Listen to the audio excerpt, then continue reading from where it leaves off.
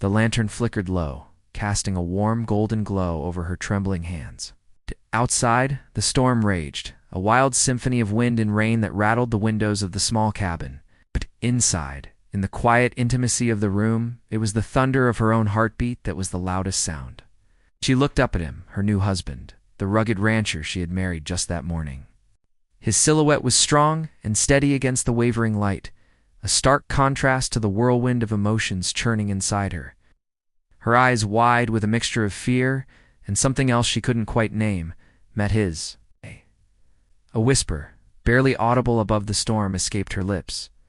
"I'm scared. It's my first night." The words hung in the air between them, fragile and honest. She wasn't just talking about the storm or the unfamiliar cabin. It was her first night as a wife, her first night away from everything she had ever known. She had left her small town and followed this quiet, stoic man to his sprawling ranch, a world so different from her own. The rancher, a man of few words but deep understanding, didn't speak. His gaze softened, a silent acknowledgement of her vulnerability. Slowly, deliberately, he unbuckled his heavy leather belt. The metallic click seemed to echo in the room. He laid it carefully on the rough-hewn wooden table, the worn leather coiling like a sleeping snake. Hitched, her mind racing with 100 different assumptions. What was he going to do? But what he did next wasn't what she expected at all. He didn't move toward her. Instead, he walked over to the old stone fireplace.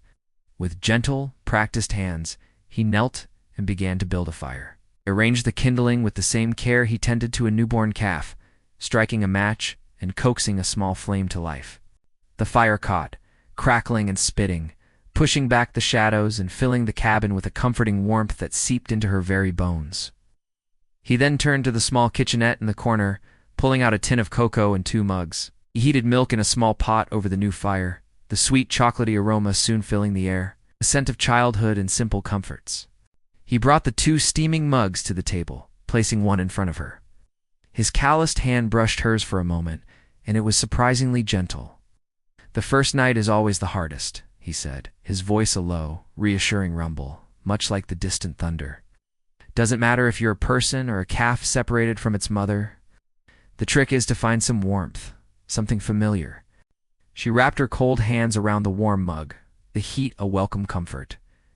He sat opposite her, not too close, giving her space. He started to talk, not about them, not about the expectations of a wedding night, but about the ranch. He told her about the constellations you could see on a clear night, how the Big Dipper looked like it was pouring water right onto his fields.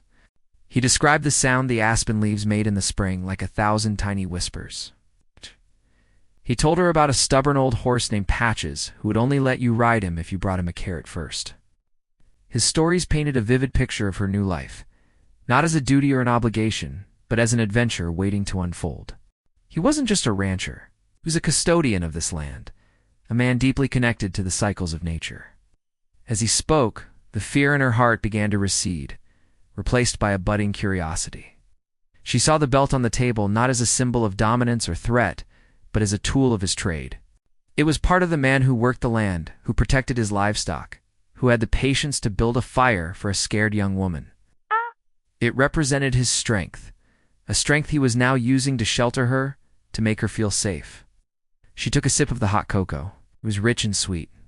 She looked at him, really looked at him, and saw the kindness in his eyes, the subtle lines of laughter around them that she hadn't noticed before. The storm outside still howled, but it no longer felt menacing. It was just weather, a part of the world he had invited her into. The cabin, once strange and intimidating, now felt like a sanctuary, a haven of warmth and light. A small smile touched her lips for the first time that evening. "Tell me more about Patches," she said, her voice a little stronger now. He smiled back, a genuine, heartwarming smile that transformed his rugged face. He picked up his belt from the table, and instead of putting it back on, walked over to a loose floorboard she hadn't noticed. He used the buckle to pry it open. Inside was a small, hidden compartment. From it, he pulled out a worn, leather-bound book.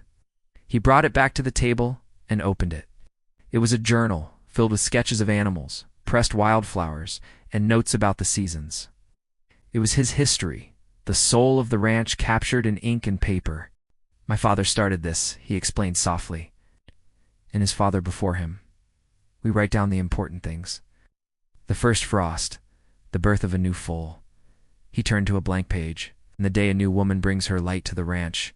He handed her a pen. This is your home now, too.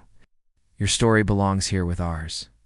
Tears welled in her eyes, but they were not tears of fear.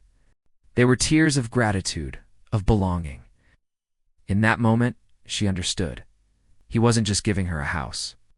He was giving her a history, a future, a family. He was showing her that strength wasn't about power, but about patience. That love wasn't about demands, but about creating a safe space to grow. She took the pen, her hand no longer trembling. The first night was just the beginning of her story, and she couldn't wait to start writing it. The storm could rage all it wanted. She was home. Thank you so much for watching this story unfold. If it warmed your heart, please give this video a like and consider subscribing to our channel for more tales like this. We love sharing these moments with you. Hit that notification bell so you don't miss our next story. Till then, stay safe and find the warmth in your own lives.